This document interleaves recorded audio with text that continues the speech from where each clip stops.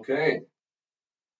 All right. So we're back. If anybody's been listening to the previous ones, what we're doing is we're talking about delivery methods, trying to give some education behind it, some of our own personal feelings, and just as a quick introduction, if you listen to the previous two, we're really talking about a delivery method as it pertains to construction of getting from basically the beginning position where the ownership is, and then basically delivering a product to the end, which is the fulfillment of that timeline from start to finish. All industries, they have, they bring their product to market in some way. It's delivering that. And in our world, you kind of have the multiple components, and there's little subset components to it, but it's really the ownership or the entity wanting to do it. There's the A&E or the design professionals that are putting all the information together to transfer that information over to the constructor, which is some entity that's actually going to put the parts and pieces together on a site somewhere that's going to facilitate this. So that's, in our world, that's the idea of the delivery method. And there's multiples. We've previously gone through the first one. We talked about the traditional design, bid, build, very segmented, but a segmented approach of having the design put together, the information put together for a bid process. The bid is then put to market. The market kind of determines that final cost to it, and then the ownership, typically with some advisement from the A&E, decides upon who the constructor is going to be. Contracts there are basically ownership holds a contract with the architect, and ownership also holds a contract with the contractor, but there's no contractual connection between the contractor and the architect, except for the fact that the AIA, which is our association, and some of the contracts, they at least have overlapping language that makes them work together. So everybody's playing nicely in their contracts.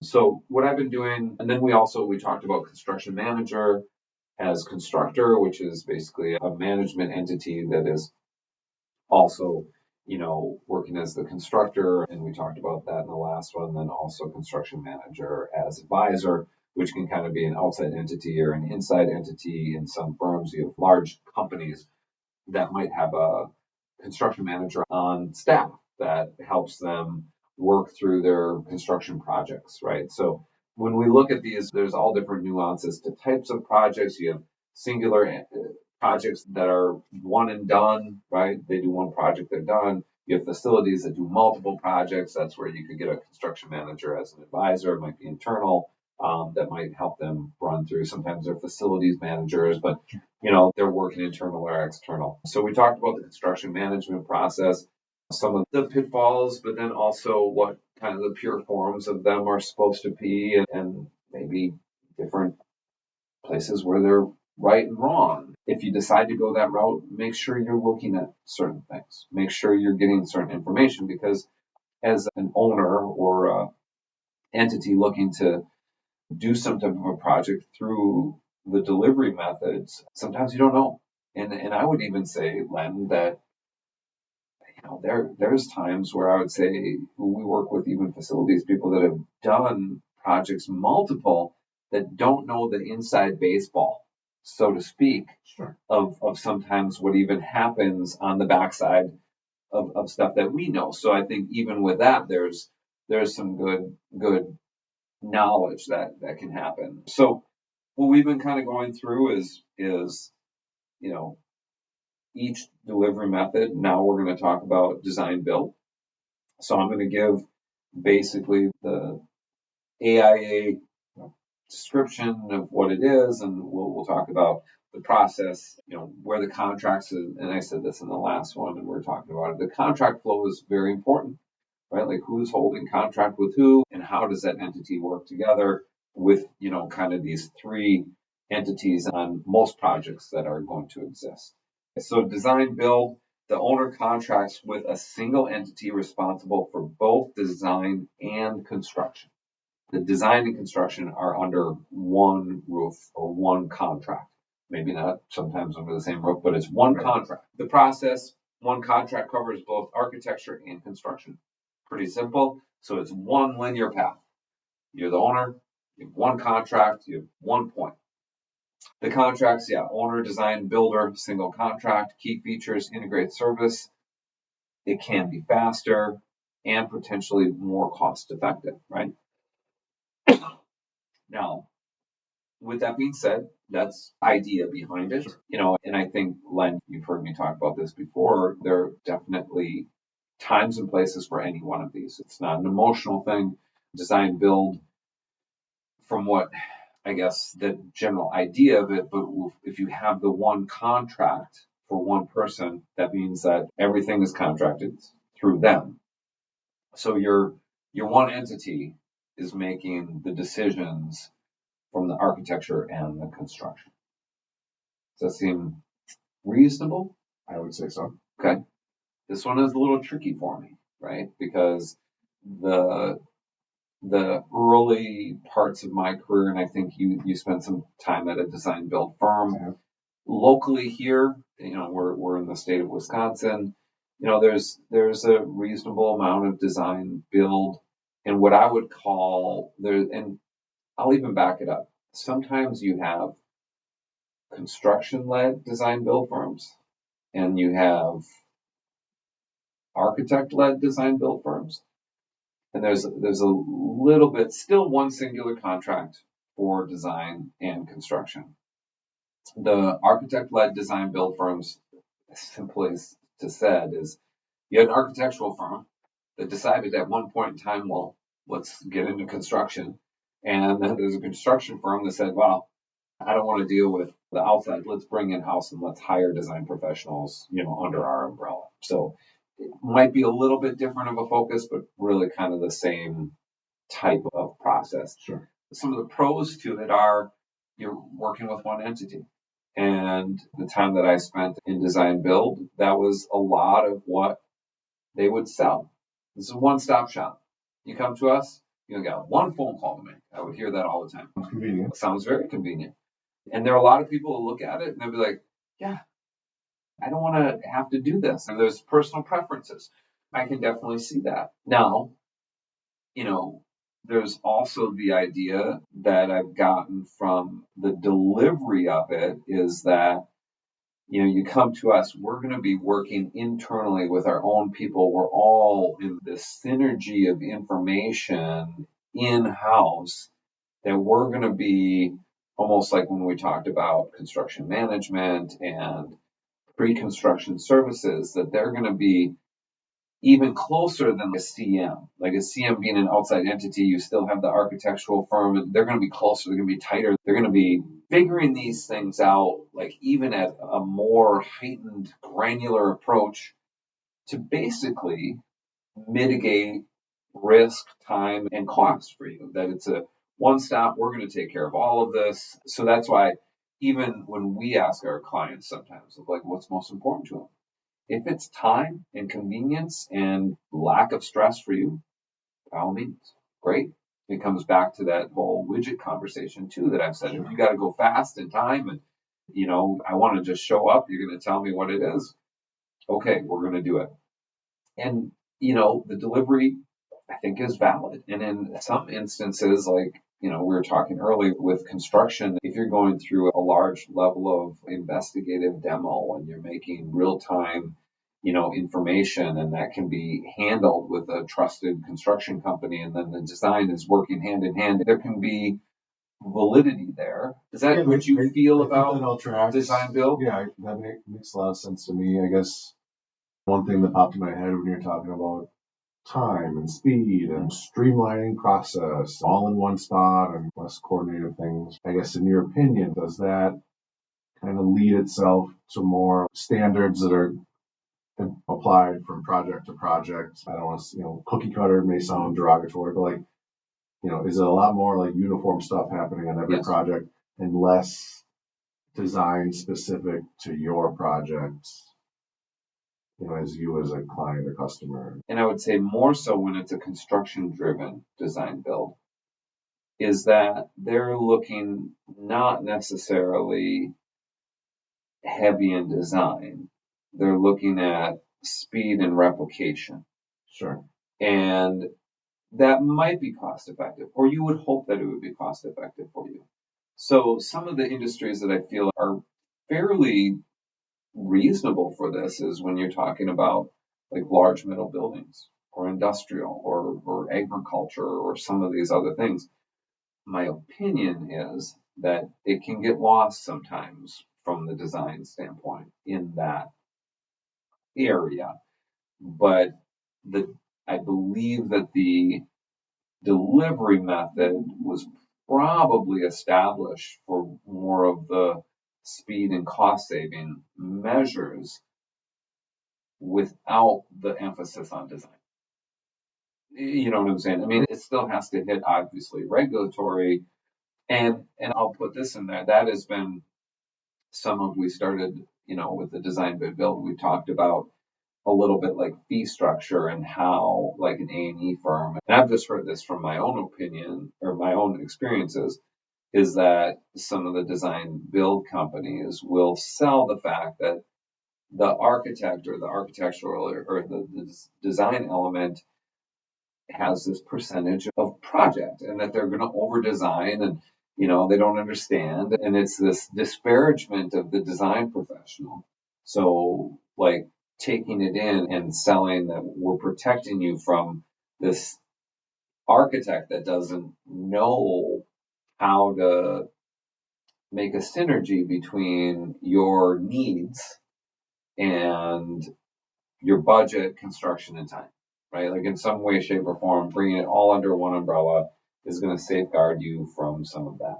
I don't necessarily believe that, but that's some of what is talked about. And again, there's definitely multiple times and places for it, but that is the main focus on it is one stop. Hopefully time is achieved faster. Regardless of the delivery method on any project, there's going to need to be a transfer of information. We call it programming. Yes. What is the client or the owner needing to fulfill in the space? How are we going to design the building? What do they need in the space? So whether it's architect led or design build or whatever, there's going to need to be a transfer of information. Yes. I guess, when you talk about standards and cookie cutter or whatever, maybe some of those programming needs, they end up evolving into, how the contractor would choose to do it for what's easier, more cost effective. Yes. Whereas some of the decisions that we may make with some of the programming our architect led, maybe it's just done a different way that finds a way to be a better eventual outcome for what the client wants and needs. Yeah. And maybe they're fulfilling the needs, and maybe we get a little bit more into the wants and hit on some different things, whether it's just design features or function flow or whatever. I guess that's kind of in my head what I keep coming back to. And I'm not looking to get derogatory on it, but there just might be a heightened level of design with the architects compared to design build. Well, is that fair to say, or is that because it's there's a and that's where if you have an architect led design build where construction it's just the focus. If it's about the construction and managing the construction heavier entities budget and their profit and overhead and everything, they're going to be making decisions about design that might be more to protect the construction end of it. Where if you're with an architect led design build, you would probably think, and again, it probably flows back and forth, that maybe there's a little bit more design focused on what it is. I would say that's a general idea, but it comes down to what are the priorities, right? Like if construction is the priority, it's all going to be about that. And they might not be asking the questions that the design professional might be asking, right? It's tough. I sometimes feel like there could definitely, not saying that it does, but there's opportunity that decisions could be made less for the owner and more for the profitability of the construction. That's the only thing that at times has been difficult to from a consumer standpoint, feel comfortable with. And some of the things that I've told clients in the past is a two-legged stool is risky. A three-legged stool stands. You have checks and balances. Everybody, I think, and that's why, even the design bid build can have its cumbersome nuances to it. That it can be brutal bidding and making people all fight for different things and hoping that you're getting value and you're getting quality. You know what I'm saying? But that goes into different levels. Sometimes with the design build, and we should be very clear about what it is. We started with this. You can also do design build under the same contract, and we've actually done this in our past where a contractor comes, they don't actually have the design professionals in-house. Right. They come to us and we'll actually facilitate it, but we'll actually be a subcontractor to them on their contract. We don't do it a lot, but in some cases there's a need. When it's a small, fast mover, everybody's got to get going. Contracts can be cumbersome and long. It's not overly complicated, right? There's a relationship established with exactly. It's not overly complicated of a project. It doesn't need that long, drawn out, like digging deep into the design and the programming and all those different levels. So back to what you're saying, you're exactly right. There's a time and a place for it. So you can have the separate entity under one contract, which I guess in a way would be a slightly maybe better version because it's all about the contracts, right? Because believe it or not, if we are underneath a contractor's contract, we're contracting with them. We're not contracting with you as the owner. So yes, from a professional, just being good people and good business people and respected professionals, we're going to live up to and adhere to our responsibility. But really, at the end of the day, our contractual obligation is to the contractor. And that's just the reality of it. So however that feels or however those decisions are then made are made between those two entities, and you then are kind of on the outside a little bit with taking whatever that entity is telling you to be true, right?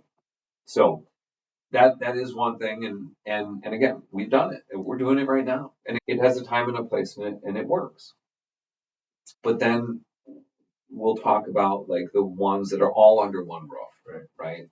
And now you're talking about one entity making decisions on all levels. Like they're encompassing, they control two of those stool legs are theirs now. The concern there could be that they're making decisions that may or may not reflect what is the most proper potential for your project, right? Like when we put a project out to bid that has been, and again, as long as the plans and everything are correct, and I want to make sure that, because if I was a design build contractor firm, I could say, well, depends on the plans, right? Even from a contractor standpoint, standalone, depends on the plans, specifications.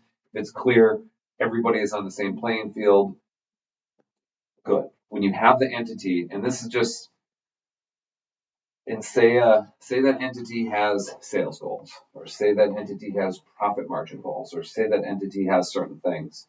I'm not saying that it does, but at times decisions could be being made for what you have as a potential project, and that you potentially are getting the least material condition that your money could provide you, because you don't know.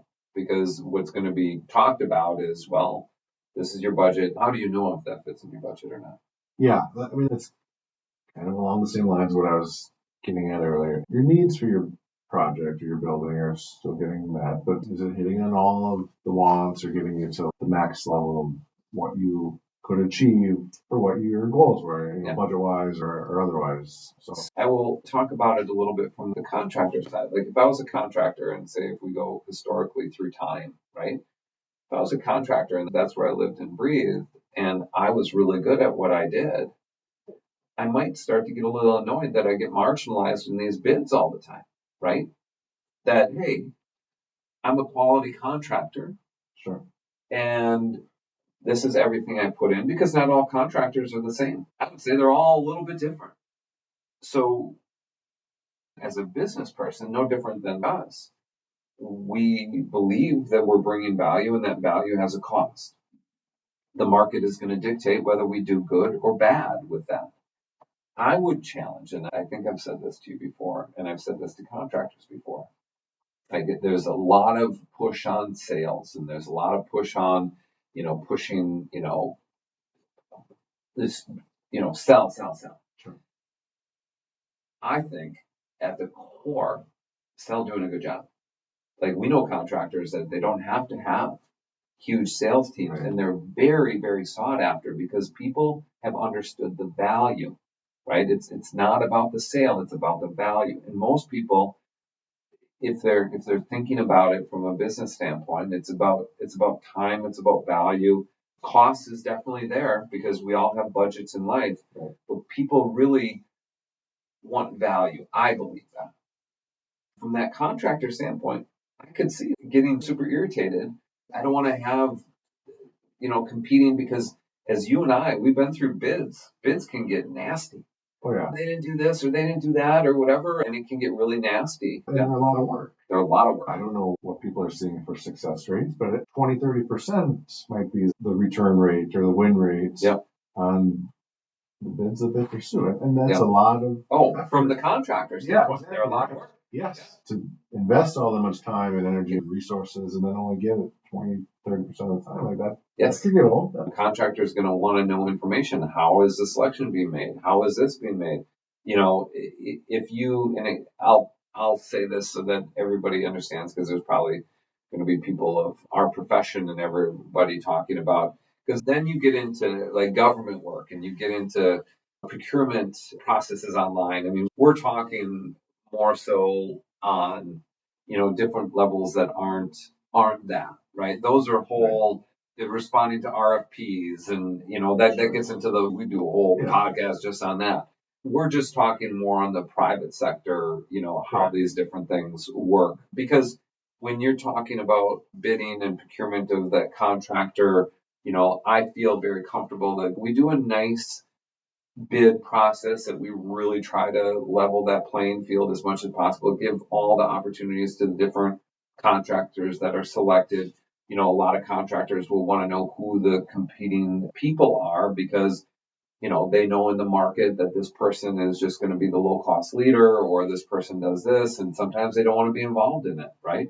So it can be really messy. It can take a lot of time, and we've talked to owners, and we advise owners all the time, because every project's a little bit different, and you do that full bid process, and say there's 4 general contractors taking a look at it, fighting and doing all the work, and they're putting the manpower, and they're not getting anything out of it if they lose it. 3 out of the 4 are going to be upset, right? Like I always tell owners, like 3 out of the 4, they're going to be upset. So it is cumbersome. But then on the opposite end, and that's what when I think about the design build in my head, if I can take away my own personal experiences, if I can just look at the clarity of it, if I were to do a design build, and when I'm talking about that is like all under one roof, the value for me would be in time, ease, and just up and running quick. To me, the value would not be something that really needed some thought out level of design, and then looked at like, I want this heightened level of design, and I also want to make sure that I'm not getting ripped off. Yeah, heightened level of design. I would say also a heightened level of complexity. Complexity, yes. Right. There's, in my head, there's a certain, if you want to talk of like, the dollar amounts of projects at a certain level, I don't believe, unless it's you're bringing in like we said, the 2 different entities. Say there's a contractor bringing in a very experienced A&E firm to be that design build on a project, that can work. But it's 2 different entities.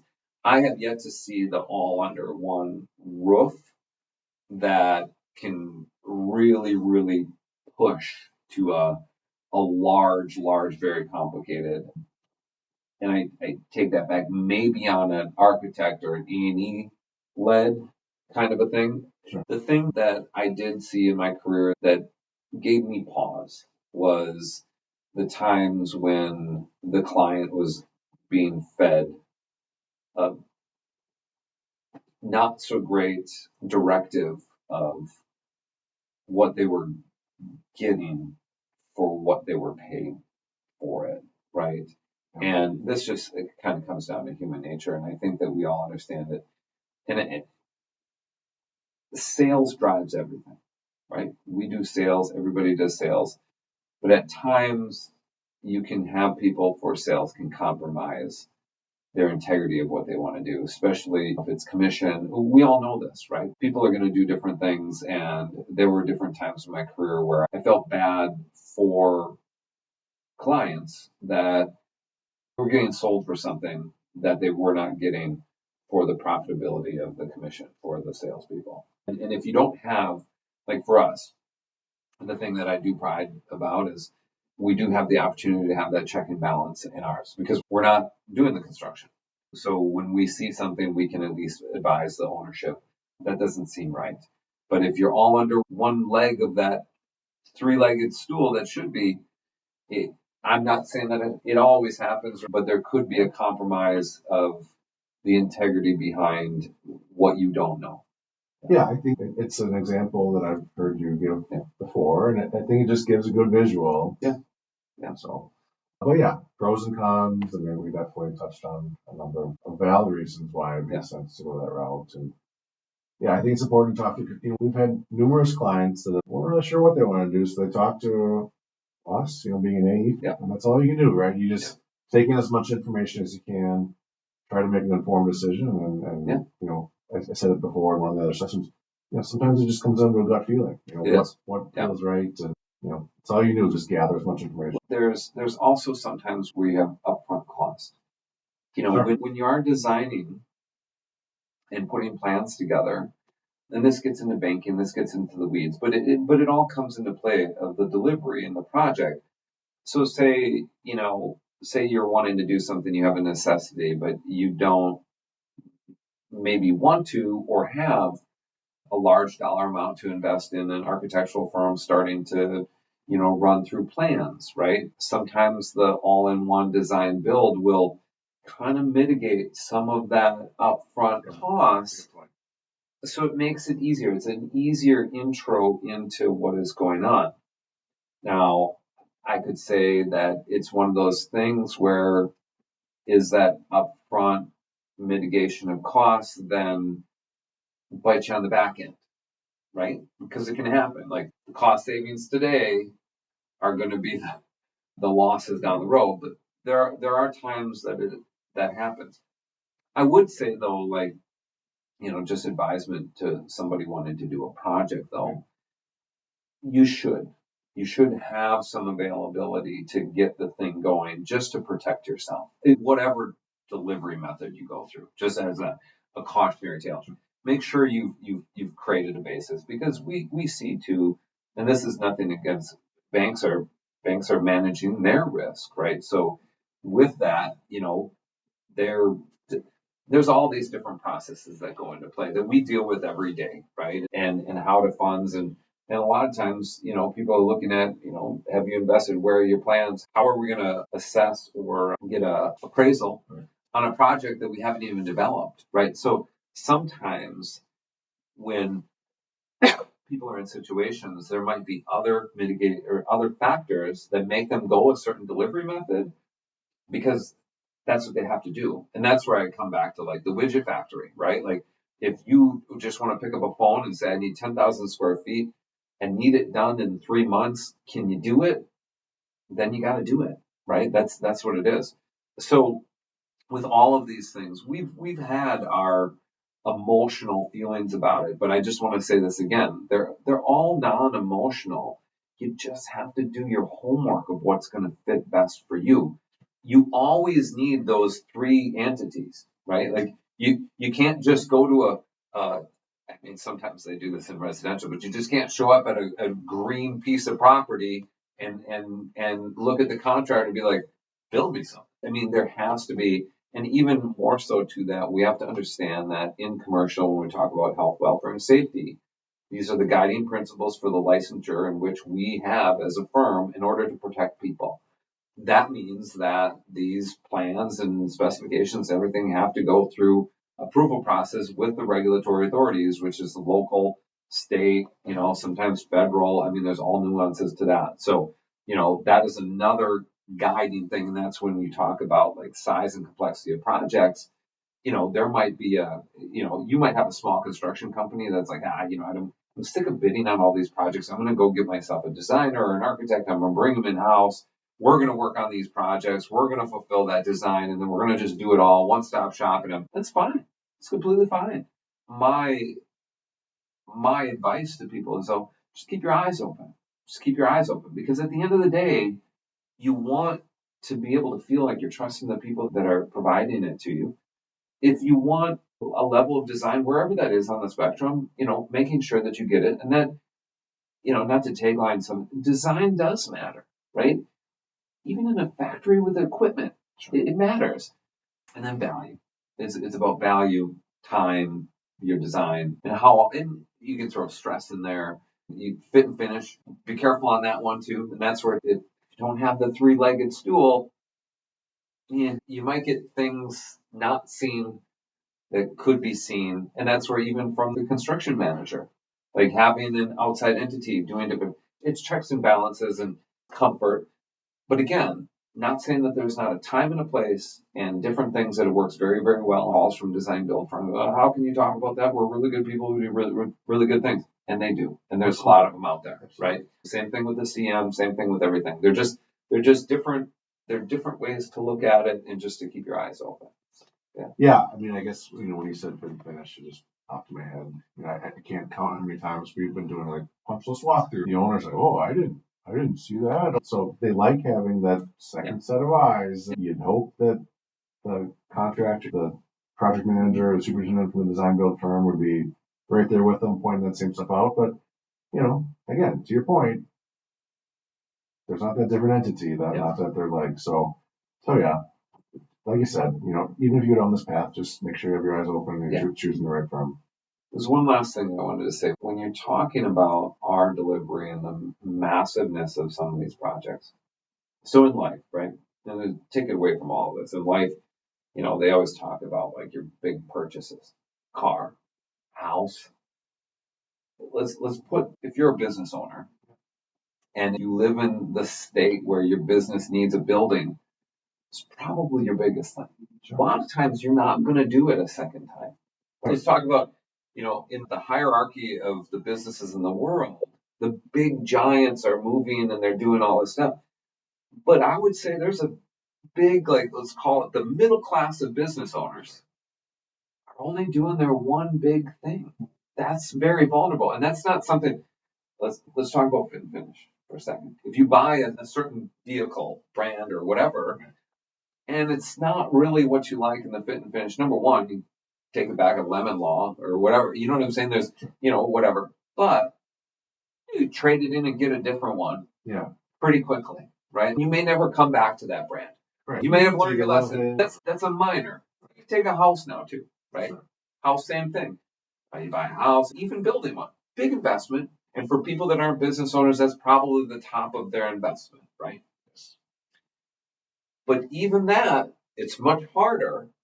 But worst case scenario, you put it back on the market, you go buy something, you build something else. You may just deal with something you don't like, you grumble about it, but you're not having, hundreds of people come through your front door. Yes. When you're talking about business owners and that's a huge thing.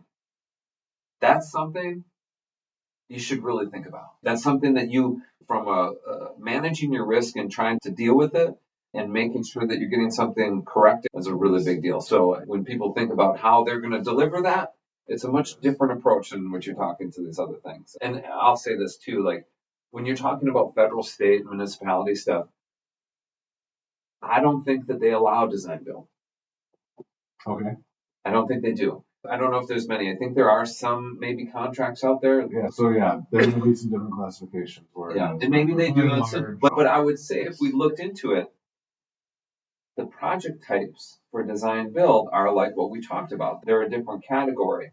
But if you're talking about procurement for like the state of Wisconsin for like state projects or for federal projects, they only limit it to the typically the design bid build, or sometimes you'll have construction management. right. It is the design and the construction are Separate. And there's probably, if there's a key takeaway to this, is that design build, they're interconnected. The contract is one contract with one entity. So we'll leave it at that.